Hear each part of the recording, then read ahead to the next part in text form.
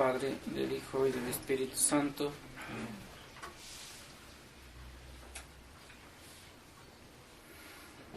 Hoy empezamos un nuevo tiempo litúrgico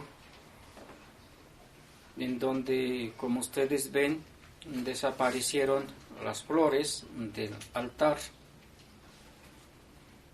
El color del ornamento ya no es el verde, ni el blanco, ni el rojo, sino el morado.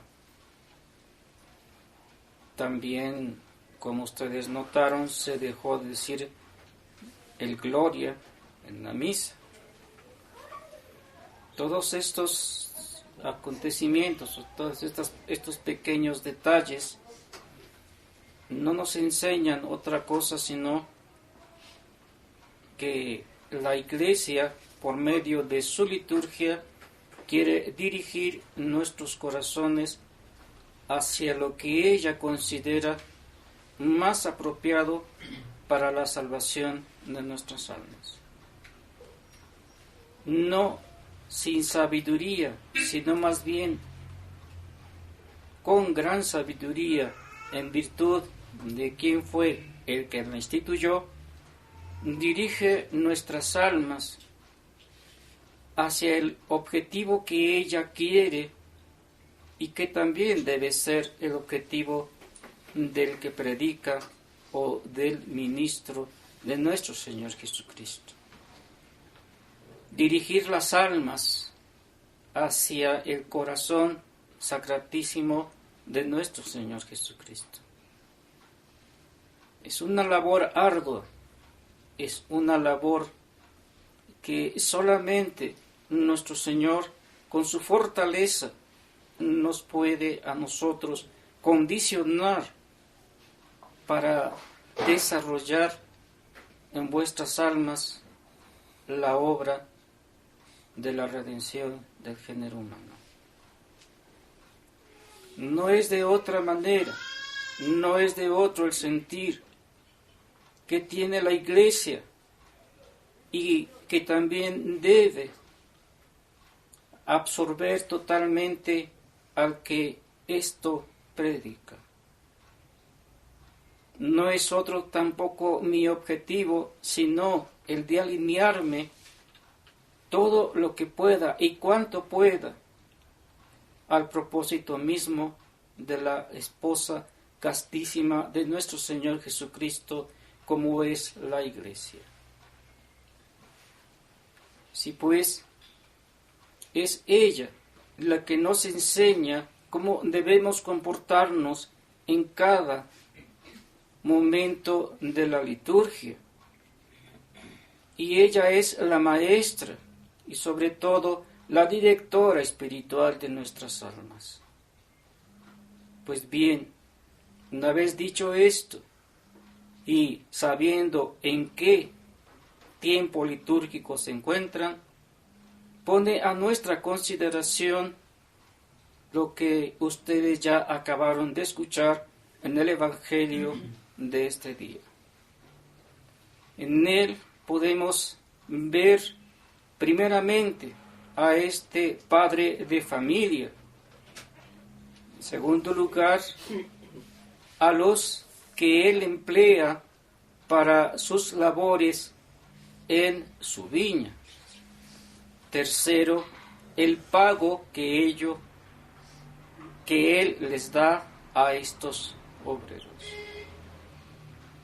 Finalmente, viene lo último, que es, en cierta manera, lo que es difícil de digerir y difícil de entender, que muchos son los llamados y pocos los elegidos. Esa sola palabra debería hacernos meditar con profundidad y comprender si nosotros, o tratar de entender, cuando menos, si después de hacer un examen riguroso de nuestras almas, nosotros somos lo que dice el apóstol San Pablo, ciertamente corremos para alcanzar la corona eterna. Ciertamente nos empeñamos para tratar de llegar a adquirir aquello que Dios nos tiene prometido desde toda la eternidad, como lo es la bienaventuranza eterna. El apóstol San Pablo nos habla de los 40 años que los judíos pasaron en el desierto. Nos narra los momentos especiales por los que pasaron todos estos judíos. Y concluye el mismo apóstol diciendo que no todos entraron en la tierra prometida. Y eso sí que es digno de meditar. Si nos ponemos a pensar quienes no entraron a esta tierra prometida, el primero que no entró fue Moisés. El gran instrumento de nuestro Señor Jesucristo, o el gran instrumento de la Trinidad Augusta, porque en ese momento todavía no se revelaba al Padre, al Hijo y al Espíritu Santo como personas, sino solamente, a grosso modo, en algunos pasajes de las Escrituras se explica un poco la Trinidad Augusta. Bien, ¿solo Moisés acaso fue el único que no entró? No. Muchos durante el trayecto en el desierto que habían salido de la tierra de Egipto perecieron. Y todos los que fueron naciendo durante esos 40 años fueron los que tomaron posesión de la tierra prometida. Josué fue uno de los jueces que alcanzó a entrar a la tierra prometida y conquistar la tierra prometida. La esposa de él, y también, ¿por qué no?, la esposa de Moisés y su hijo. Pero de ahí en más nadie entró en la tierra prometida. Por eso es urgente que en cierta manera nosotros meditemos si somos de aquellos que realmente hemos sido elegidos para la tierra prometida o no. Sería triste y lamentable que nuestra misma propia vida nos reproche y nos diga, ¿sabes qué?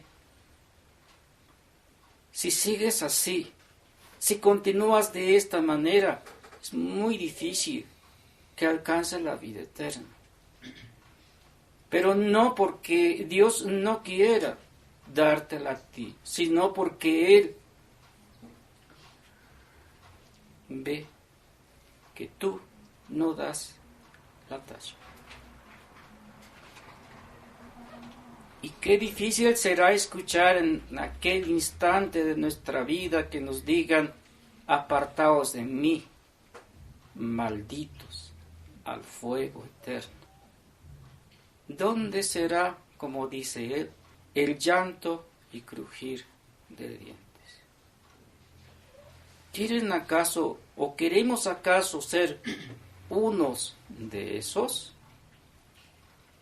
¿Queremos nosotros entrar entre aquellos que van a ser reprobados? ¿Deseamos realmente la carrera que el apóstol emprendió para alcanzar la vida eterna? ¿Podremos decir el día de nuestro juicio, he combatido el buen combate, he guardado la fe.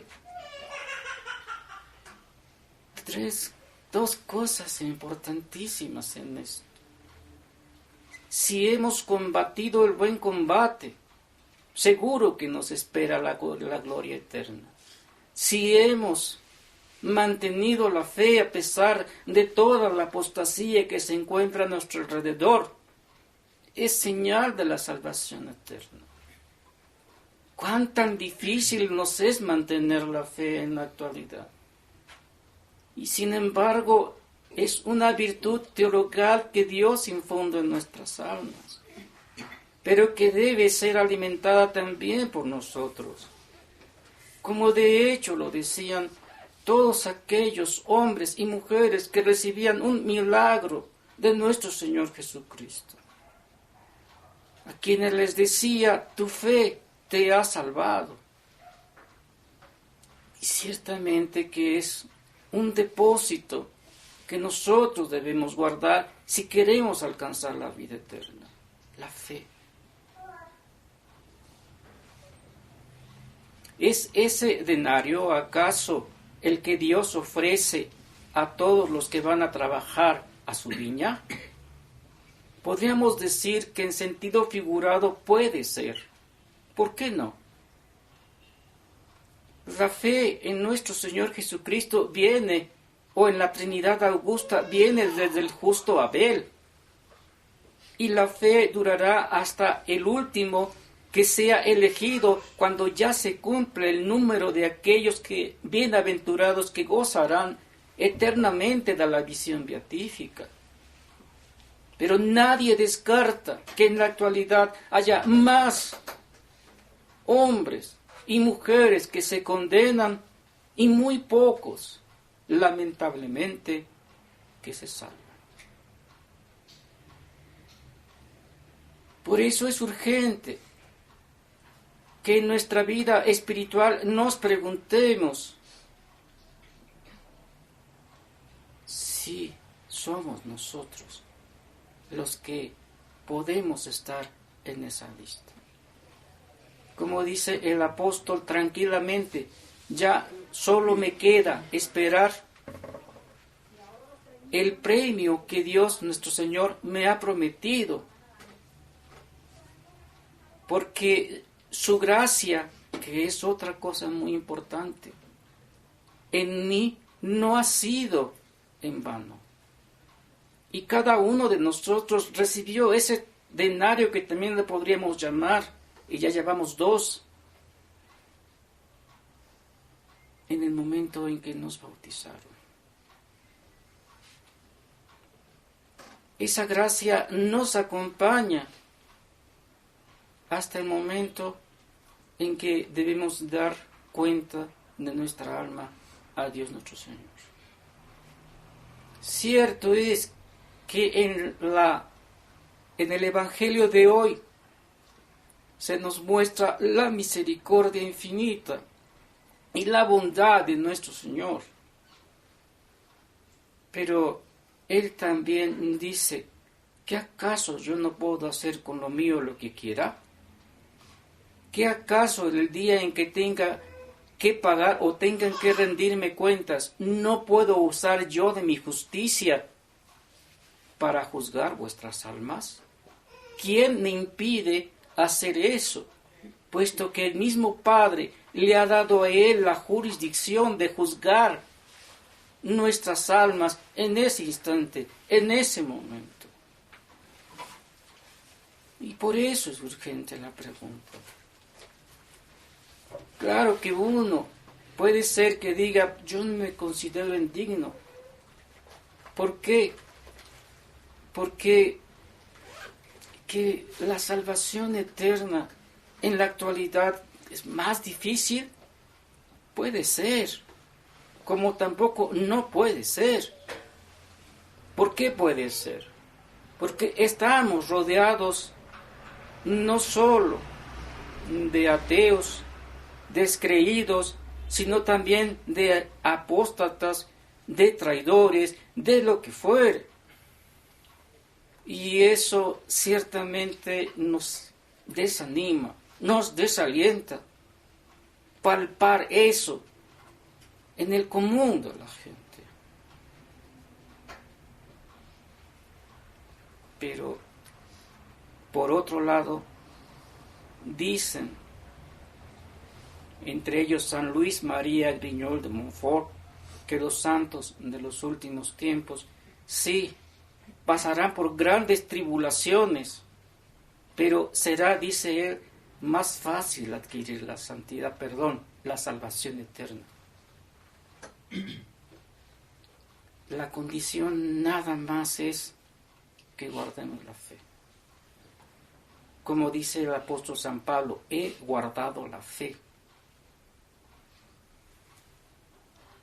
Y si cuando muramos, Dios nos encuentra ese denario de la fe, pero también ese denario de la gracia gratis data, como se lo dice Santo Tomás de Aquino, entonces podremos aspirar a la vida eterna. En esto está, antes que nada y sobre todo, el ejemplo del sufrimiento de nuestro Señor Jesucristo, el que nos dice como un gran capitán: miren que yo os he dado prueba, os he dado ejemplo para que lo sigáis. Si ustedes quieren seguirme, pues tomen su cruz, renieguen o más bien renuncien a sí mismos, tomen su cruz y síganme. ¿A dónde, Señor? ¿Dónde moras?, le preguntan los discípulos a nuestro Señor. Y Él dice: vengan y verán. ¿Y qué es lo que vieron? En el monte Tabor vieron su gloria como la del unigénito, pero no en el huerto, no en el Calvario. En el Calvario vieron a nuestro Señor Jesucristo sufriendo y padeciendo por redimirnos del pecado original y de la posesión del demonio.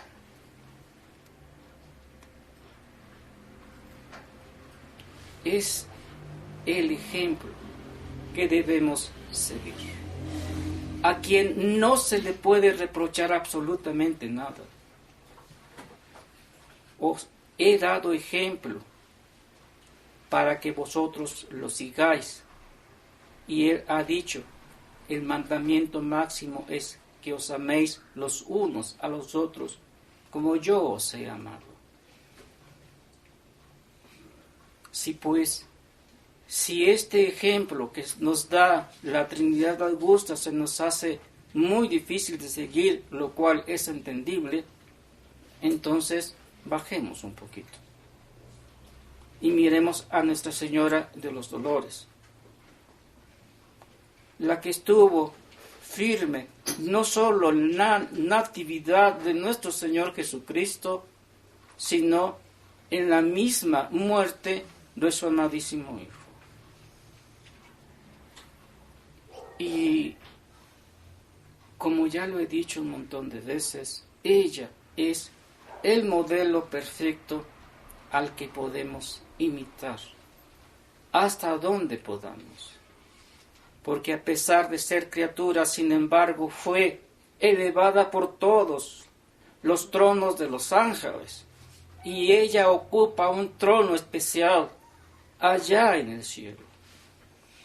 Entonces, no nos queda más que decirle: oh Madre nuestra y Señora nuestra, ayúdanos a guardar la fe, ayúdanos a correr la carrera correcta y desecha de nosotros todo aquello que nos dañe y nos aleje de vuestro amadísimo Hijo. Ave María Purísima. Del Padre, del Hijo y del Espíritu Santo. Amén.